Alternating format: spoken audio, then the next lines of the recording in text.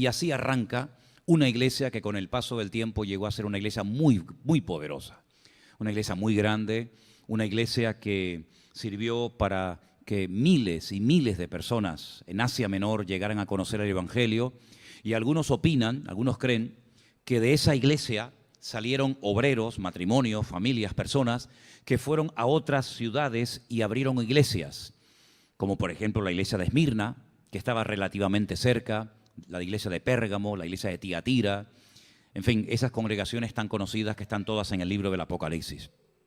Pablo se calcula, según nos cuenta la Biblia, que estuvo más o menos unos 2 años como pastor principal de la iglesia. Y después de ese tiempo decide pues marcharse, seguir con su ministerio itinerante, viajando de un lugar a otro, estableciendo iglesias, confirmando obreros, etc. Y deja al frente, como pastor principal, como responsable de la iglesia, deja a Timoteo, aquel joven de padre griego y de madre judía, ¿se acuerdan? Que Pablo conoció en uno de sus viajes y que lo incorpora a su equipo ministerial y delega en él la responsabilidad de pastorear una iglesia enorme, enorme, grandísima, con una influencia muy grande, pero que tenía que ponerse las pilas, si me permiten la expresión, porque no era fácil ocupar el lugar de Pablo, eso en primer lugar, pero en segundo lugar, estaban rondando por la iglesia lobos rapaces, personas que estaban como locos porque Pablo se marchara, y aprovechando esa especie de vacío con un nuevo pastor se iban a introducir en la iglesia y intentar despedazarla, intentar destrozarla. Cuando Pablo se despide de los ancianos, ¿verdad? Cuando Pablo da un discurso muy bonito que lo pueden encontrar en el capítulo 20 del libro de los Hechos, y él se está despidiendo del liderazgo de la iglesia, dentro de todo lo que dice, estas son algunas palabras que a mí me han llamado mucho la atención y que dicen así: por tanto, mirad por vosotros y por todo el rebaño en que el Espíritu Santo os ha puesto como obispos, ¿verdad? Como encargados, como pastores, para apacentar la iglesia del Señor, la cual ganó por su propia sangre. Porque yo sé, con qué seguridad hablaba Pablo, yo sé que después de mi partida entrarán en medio de vosotros lobos rapaces que no perdonarán al rebaño. Cuando yo me vaya, van a meterse auténticos lobos rapaces que no perdonarán al rebaño. Pero dice algo más: y de vosotros mismos se levantarán hombres que hablen cosas perversas para arrastrar tras sí a los discípulos. Es decir, que no solamente va a venir gente de afuera a meter cizaña a esa congregación de Éfeso, no solamente van a venir personas con malas intenciones, con malas ideas, con veneno, para hacer daño a la gente que recién había creído en el Evangelio, sino que además Pablo dice, y yo sé que cuando yo me vaya, de entre ustedes, se van a levantar personas que van a intentar también hacer daño. Luego ya estaban dentro, y que el objetivo es que la gente les siga a ellos más que seguir al Señor Jesucristo. Sí, el panorama que se le presenta a Timoteo, futuro pastor de la iglesia de Éfeso, sinceramente no es nada halagador, no, nada bueno, ¿no? En el sentido de que Pablo está diciendo, mira, esto no es fácil, esto no es fácil. Y por eso Pablo le escribe 2 cartas, digamos de pastor a Timoteo, que llevan el nombre de Primera de Timoteo, Segunda de Timoteo, para darle más instrucciones de las que le había dado en esos últimos 2 años, porque la papeleta, el trabajo, la función de Timoteo iba a ser durísima. Además lo iban a menospreciar porque era joven, tenía problemas de salud, no tenía el carácter, no tenía el carisma, no tenía esa autoridad que Pablo tenía como hombre de Dios, con mucha experiencia, y no iba a ser nada fácil para este joven hacerse cargo de esta iglesia tan grande y tan conflictiva. Y por eso en la primera carta que Pablo le escribe, en el capítulo 1, Primera de Timoteo capítulo 1, le dice en el versículo 3, Primera de Timoteo 1:3. Como te rogué que te quedases en Éfeso cuando fui a Macedonia, para que mandases a algunos que no enseñen diferente doctrina, ni presten atención a fábulas y a genealogías interminables que acarrean disputas más bien que edificación de Dios, que es por fe. Te encargo ahora. Es decir, el apóstol Pablo le rogó a Timoteo que se quedara al frente de la obra. No era fácil encontrar a un hombre capacitado para ocupar el lugar del apóstol y para tomar autoridad ante estos lobos rapaces que iban a venir de afuera y también se iban a levantar desde adentro. Pablo está constantemente alentando, animando, dándole consejos, dándole palabra al joven pastor Timoteo para que no se venga abajo, para que no se derrumbe. Tenía problemas del estómago, probablemente por nervios o por ansiedad, o vete tú a saber por qué. Pero lo que está bien claro es que el apóstol Pablo intenta que este joven, que esta persona que está al frente de esta obra, no se derrumbe y no se desanime ante la presión tan inmensa que va a comenzar a caer sobre sus hombros. Porque antes estaba Pablo y Timoteo era un colaborador más. Pero a partir de ahora, amigo, tú eres el que vas a tener la responsabilidad 100% de la iglesia. Tarde o temprano el Señor, según el nivel de madurez y según el crecimiento que vea en cada uno de nosotros, va a poner responsabilidades en nuestras vidas. No podemos eludir las responsabilidades. Nos gusta que Dios nos bendiga, nos gusta que Dios nos ministre y nos hable, nos gusta que el Señor nos dé cosas, ¿verdad? Y la mayoría de los cristianos están todo el día pidiéndole cosas al Señor. Si no es un novio, es una novia. Si no es un marido, si no es una esposa, si no es un hijo, y si no es un trabajo, y si no es una cosa, es otra, ¿verdad? Y estamos siempre como expectantes para que Dios nos dé esas cosas que nosotros creemos que necesitamos y que nos gustaría tener. Y no hay nada malo en eso. No hay nada malo en pedir al Señor. De hecho, el Señor dice, pedid, ¿verdad? Pedid y no reciben a veces porque no piden. Todo eso está muy bonito.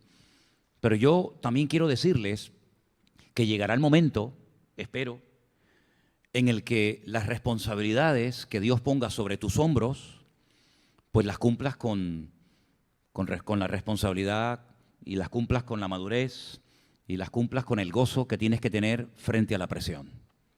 Porque la vida cristiana es bonita, la vida cristiana es preciosa, la vida cristiana está llena de privilegios y de grandes cosas y bendiciones de parte del Señor, pero también está claro que en algún momento el Señor te va a enseñar, y espero que no le falles, a trabajar bajo presión. Timoteo nunca había sido criticado como pastor porque nunca había sido pastor, pero a partir de ahora muchos lo iban a cuestionar y muchos lo iban a menospreciar y muchos no le iban a dar el valor que el apóstol Pablo le había dado, ni iban a reconocer su autoridad. Y eran experiencias nuevas por las cuales él iba a atravesar. Y a veces parece como que queremos tenerlo todo controlado. Pero si una de las cosas que el Señor nos ha estado enseñando, a unos más y a otros menos, evidentemente, en este tiempo de confinamiento y de pandemia, es que primero de quien tenemos que depender única y exclusivamente es del Señor. Es un disparate cuando hay creyentes que dependen única y exclusivamente de lo que se enseña en un púlpito. Timoteo fue instruido en la palabra y esa palabra a él le iba a servir para filtrar esas falsas enseñanzas que el enemigo, a través de aquellos lobos rapaces, iba a querer introducir en la iglesia. Y llegará el momento en el que nosotros tendremos que tener el conocimiento bíblico suficiente, la experiencia, la madurez y el discernimiento para decir, esto no es de Dios, esté o no esté el pastor, estemos reunidos o estemos confinados.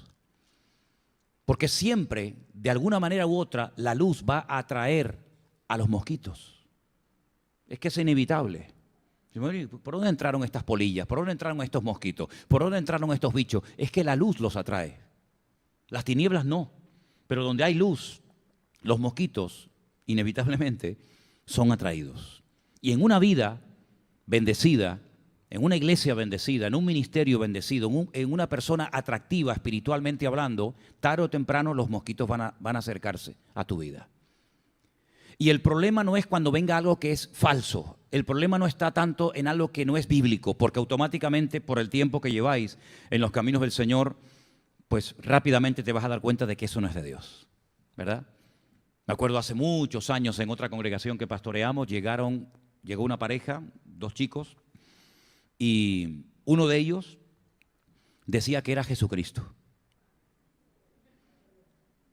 Bueno, cuando yo escuché eso me acerqué a él y, en fin, como pastor ya sé lo que tengo que hacer. Y automáticamente le dijo al que venía con él, ¿te das cuenta? Nos siguen echando como hace 2000 años de todas partes.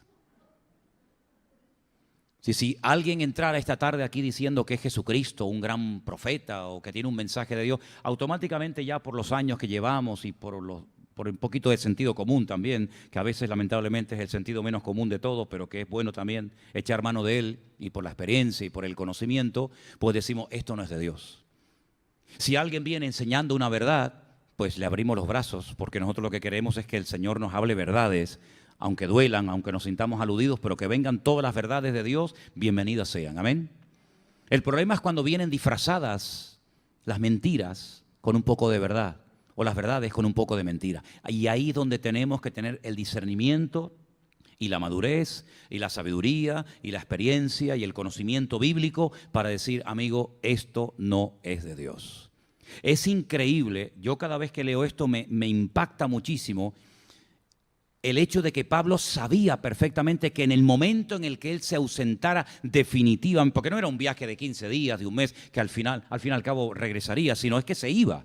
Ya no iba a volver más a pastorear esa congregación. Pablo, ¿cómo sabía que de entre esa congregación, entre esos ancianos, entre esa gente reconocida y conocida dentro de la congregación, se iban a levantar lo que él llamó lobos rapaces que no perdonarán al rebaño? Es como que estaban agazapados, calladitos, ¿verdad? Como que no rompen un plato, pero en el momento en el que Pablo se ausentara de la iglesia, dirían, esta es la nuestra. Y estaban allí, asistían a los cultos, escucharon la predicación de Pablo, fueron pastoreados por Pablo. Y Pablo no era un mal pastor, Pablo no enseñaba locuras, era un hombre de Dios, enseñaba cosas totalmente genuinas de parte del Señor. ¿Cómo esta gente no cambió en ese tiempo? ¿Cómo esa gente estaba esperando el momento y la ocasión para decir, ahora nos hacemos con la responsabilidad de la iglesia y con la enseñanza? Y si ellos iban a comenzar a enseñar cosas raras y extrañas y meter auténtico veneno en la congregación, es porque tenían la libertad de poder subirse a un púlpito, a una plataforma y poder compartir la palabra, que eso no lo puede hacer cualquiera que llegue a una iglesia, ¿me explico? Por lo tanto, Pablo lo que está tratando es de abrirle los ojos a Timoteo para que no sea ingenuo. Porque a veces, queridos hermanos, yo veo que hay creyentes que son muy ingenuos, muy tontorrones. Y piensan que cualquier persona que habla de Dios o cualquier persona que viene con un poquito así de ese rollo místico, ¿verdad? Automáticamente ya, ay, qué bien, qué amor que tiene, ¿verdad? Y tenemos que ser precavidos. Y tenemos que estar con 40 ojos. Porque sabemos que uno de los objetivos del diablo es destruir a su amada iglesia. No lo va a conseguir, pero muchas veces, ¿cuántas veces ha ocurrido que se han metido falsos profetas, falsos maestros, falsos siervos de Dios en las congregaciones y han hecho un daño terrible, en algunos casos irreparable? Y esto me da pie para decirles que en este tiempo en el que yo he estado fuera, aunque por lo visto el domingo otra vez volvió a suceder, pero yo no me di cuenta. Y por eso les doy esta advertencia para que estén atentos, para que no vuelva a ocurrir nunca más eso aquí en esta iglesia. Hay una persona que durante 2 domingos se ha dedicado a acercarse a la gente a orar por la gente, a imponerle las manos. Evidentemente esa persona no es de nuestra congregación, porque en nuestra congregación no nos movemos de esa manera. El venir a una congregación de visita, a imponer manos, lo cual es muy delicado. Yo no me dejo imponer las manos prácticamente por nadie. Y ustedes tienen que aprender de eso también, ¿no? Una persona que sin permiso, sin conocerlo de nada, se atreve a imponer las manos a personas que tienen una iglesia, que tienen un pastor, pues eso no lo podemos permitir, porque no sabemos qué transmite esa persona. No sabemos con qué intenciones viene. Si tiene una iglesia, ¿por qué no lo hace en su iglesia? A lo mejor tampoco lo dejan allí. Entonces, si a partir de ahora, en cualquier culto, ustedes ven a una persona que no es de la congregación, que no es de la iglesia, que se dedica a ir por los rincones, ahí, hermana, voy a orar por usted, hermano, voy a orar por sus piernas, hermano, voy a orar por su enfermedad. Y dice, no, discúlpeme, yo no sé quién es usted, yo no lo conozco de nada, aquí tenemos un pastor, aquí nos movemos en un orden y discúlpeme, usted está totalmente fuera de orden. Entonces, estas cosas ocurren a veces y no nos damos cuenta, ¿verdad? Porque a veces estamos con el jaleo de atender a uno, de hablar con este, de hablar con aquel. Pero ya el apóstol Pablo lo advirtió hace 2000 años. Cuidado porque o vienen de afuera o se levantan de adentro lobos rapaces que actúan por su cuenta, que no se someten a nadie porque nunca lo han hecho y probablemente nunca lo harán, y que al final lo que dejan es nada. Porque Dios se mueve en el orden y las personas que no se mueven en el orden es porque no han aprendido ni lo básico ni lo elemental del Evangelio. Mire, el mismo Señor Jesucristo, miren de quién estoy hablando, el mismísimo Señor Jesucristo dijo, yo no hago nada, ni digo nada que mi Padre no me dé permiso para hacerlo. Sometido 100% al Padre. No actuaba por su propia cuenta, sometido 100% a la voluntad del Padre y era el Hijo de Dios, cuanto más nosotros necesitamos someternos a lo que Dios dice que tenemos que someternos. Amén, hermanos. Porque además en esta misma carta hay una advertencia y permítame recordarles, es una obviedad, pero permítame recordarles que lo que yo voy a leer a continuación se escribió hace 2000 años. Ay, si Pablo levantara la cabeza hoy en día y viera cómo están algunas congregaciones por ahí por el mundo, ¿no? En el capítulo 4 de la misma carta de Pablo a Timoteo, en el versículo 1, escuchen esto es tremendo. Pero el Espíritu dice claramente, si no hay duda, que en los postreros días, en los tiempos finales, algunos apostatarán, se apartarán de la fe. Y ahora dice algo tremendo, escuchando a espíritus engañadores y a doctrinas de demonios. Vamos a pararnos un momento ahí. El Espíritu dice claramente a la iglesia, el Espíritu no habla a la calle, el Espíritu no habla a los inconversos, el Espíritu Santo habla a la iglesia. No dice la Biblia, el que tiene oídos para oír, ¿qué dice? Oiga, ¿qué? Lo que el Espíritu dice a la iglesia. Pues en esa iglesia de Éfeso, que vuelve a aparecer en Apocalipsis capítulo 2, Pablo dice que el Espíritu Santo habló clarísimamente a la iglesia, a la congregación, de que en los postreros días, ahora, evidentemente en el siglo I se vivía con la expectativa de que Cristo podía venir en cualquier momento, ¿sí o no?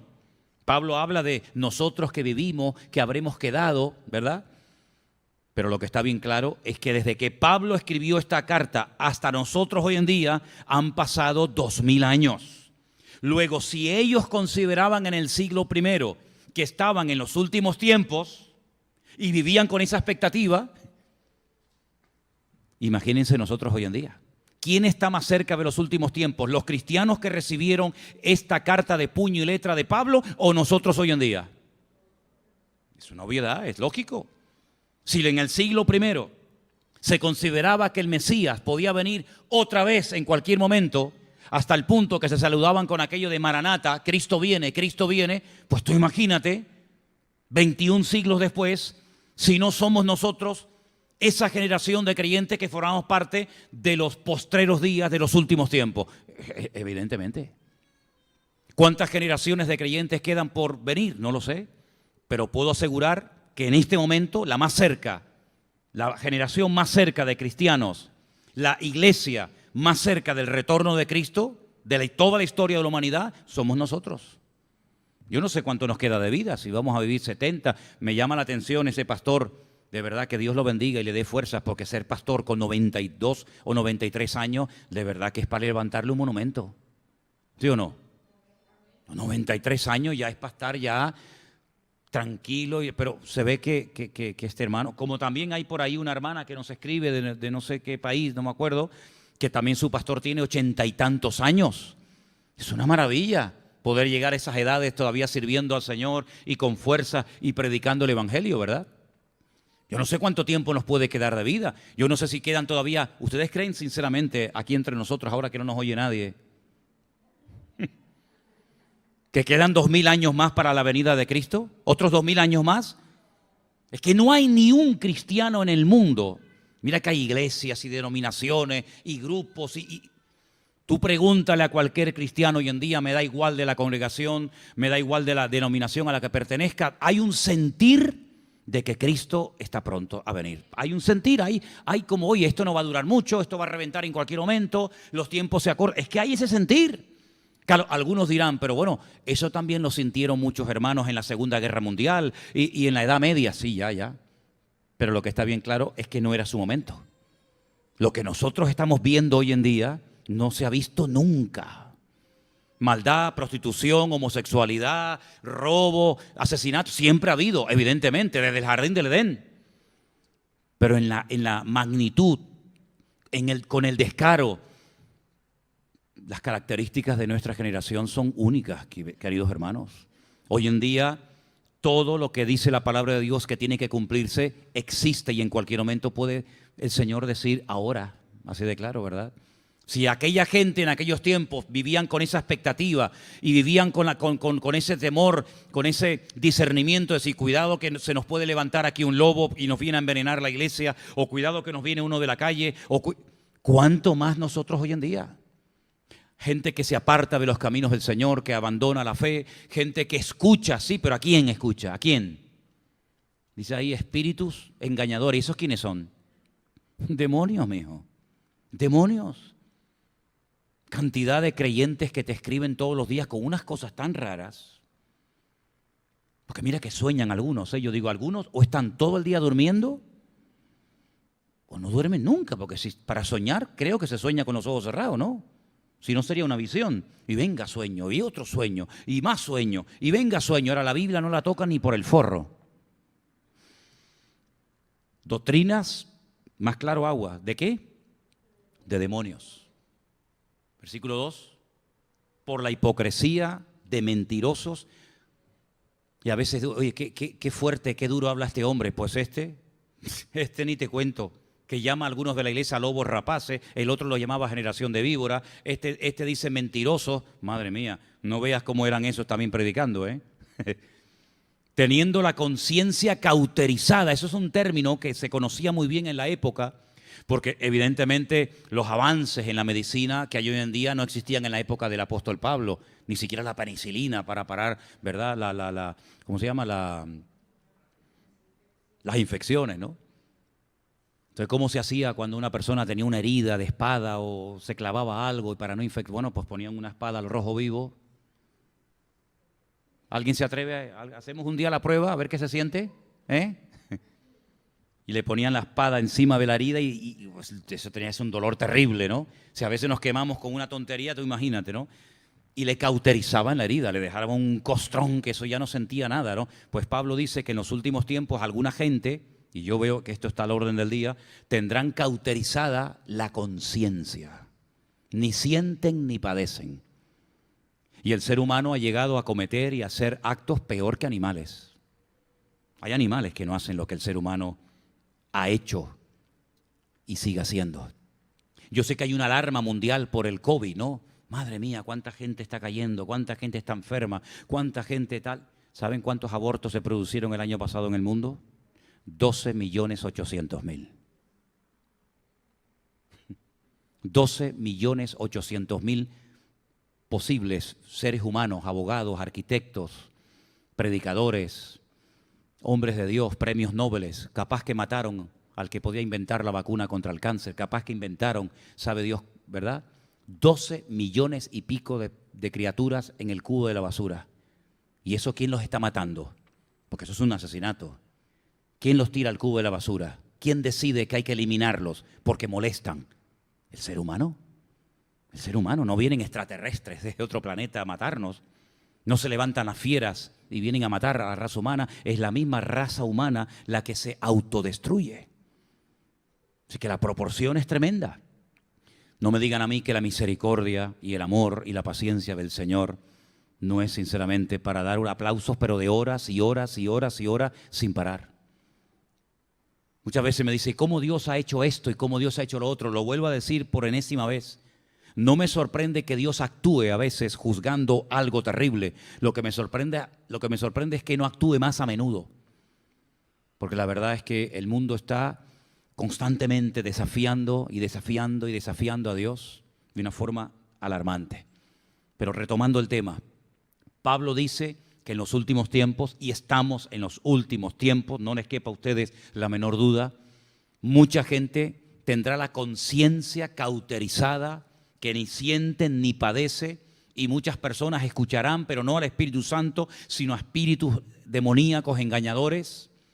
Se apartarán de las cosas de Dios, como muchas personas últimamente está ocurriendo en el mundo, aunque también Dios está ganando a muchas personas como nunca antes. Pero todas estas señales son las que nosotros vamos a ver en los últimos tiempos. Por eso Pedro decía, hermanos, no os sorprendáis, por favor, del fuego de prueba que ha sobrevenido sobre vosotros. Y esto, vuelvo a repetir, se escribió en el siglo I. Y ya Pedro decía a los hermanos, no se sorprendan, no pierdan la paz, no pierdan la calma, tranquilos. Estamos siendo probados, hay fuego, hay persecuciones, hay esto, hay aquello. Imagínate si Pedro, si Pablo, si aquellos grandes hombres de Dios tuvieran que escribirnos hoy en día una carta a los cristianos del siglo XXI. Yo no sé lo que nos dirían, porque realmente hemos superado a Babilonia, a Sodoma, a Gomorra. En fin, ya, la verdad que, por lo tanto, mis queridos hermanos, lo mejor que podemos hacer es depender única y exclusivamente de Dios. Filtrar todo lo que sentimos, todo lo que vemos, todo lo que oímos a la luz de la palabra del Señor, para que de esa manera no seamos niños ingenuos, sino que tengamos firmeza, tengamos estabilidad, tengamos personalidad en el Señor. Y no nos dejemos arrastrar por estos intentos del diablo que en los últimos tiempos va a intentar apartar, enfriar, desanimar a muchos creyentes para que se aparten de los caminos del Señor y no sean fieles hasta la muerte y reciban la corona de vida. Así que vamos a orar en esta tarde para que el Señor nos guarde a todos, a los que llevan poco tiempo, a los que llevan muchos años en los caminos del Señor, a los que están sirviendo a tiempo completo al Señor, a los que se lo están cuestionando, etcétera, etcétera. Que Dios nos guarde a todos y a cada uno de nosotros. Que no nos apartemos ni un centímetro de la palabra de Dios, porque ella es la que le va a dar fundamento sólido a tu vida, a tu fe. Para que venga lo que venga y pase lo que pase, tú estés firme en el nombre del Señor. Aleluya. Te damos gracias por tu palabra. Gracias por tus mandamientos, por las exhortaciones, por los consejos, por todo lo que tu palabra contiene para nuestra vida. Señor, en tu nombre te pedimos que seamos cristianos firmes, constantes, creciendo, madurando cada día, dando fruto para tu gloria y para tu honra. Señor, ante estas advertencias no queremos bajar la guardia, sino al contrario, queremos estar atentos. Queremos, Señor, estar con los ojos abiertos, los oídos abiertos, porque sabemos que a veces lobos rapaces se intentarán colar en las congregaciones. Pero, Señor, danos la sabiduría y la autoridad espiritual para discernir lo que viene de Dios y lo que no es de Dios. Y te damos gracias, Señor, porque tu palabra es viva, es eficaz y nos da las herramientas necesarias para poder saber en todo momento lo que viene de Dios y lo que no viene de Dios, viene de la carne, del hombre. Señor, queremos darte la gloria y la honra solamente a ti y nos sometemos únicamente a ti, Señor, totalmente, porque sabemos que tú eres el único que nos puedes guardar, el único que nos puedes proteger en este momento difícil de la historia, pero donde nuestra victoria, que eres tú, siempre estará con nosotros. Aleluya. Te damos gracias por tu palabra en esta tarde y por esta reunión que hemos podido celebrar y nos encomendamos a ti en el precioso nombre de Jesús. Amén y amén. Gloria a Dios. Nos ponemos de pie, mis queridos hermanos, por favor, en esta tarde. Gloria a Dios. Vamos a prepararnos para recoger la ofrenda y quisiera pedirle a Marcela Si nos puedes ayudar, Yolanda también, pasen adelante, por favor. Oren por estas dos actividades especiales que vamos a tener mañana viernes y el domingo. Ya las comenté al principio del culto. Pido por favor que estén orando por todos los hermanos que se están acercando al Señor en los últimos tiempos y que están formando parte de esta iglesia virtual que Dios no para de usar y de bendecir. Que Dios fortalezca a todas las personas que se están convirtiendo, entrando al Evangelio por primera vez en su vida. Que Dios nos guarde y nos ayude y que nuestra vida sea una luz, un luminar, un testimonio, cuidando siempre nuestro testimonio delante de Dios y también delante de los hombres. Vamos a orar al Señor. Nuestra hermana Yolanda, por favor, nos diriges en oración. Oramos.